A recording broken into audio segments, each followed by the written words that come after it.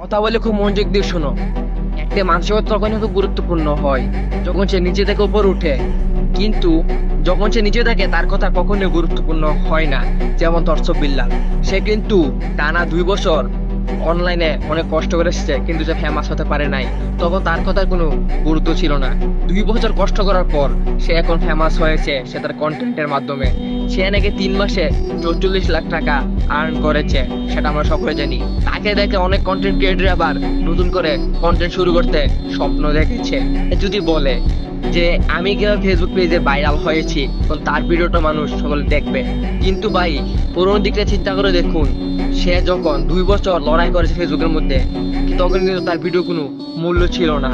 তার ভিডিও তখন মূল্যহীন ছিল। এখন ভাইরাল হওয়ার পর তার ভিডিও মানুষ দেখছে, এটা একটা বোকামি ভাই। সে যদি এই ফেসবুকের নিয়মটা আগে থেকে জানতো, তাহলে সে প্রথমে কিন্তু ভাইরাল হতে পারতো।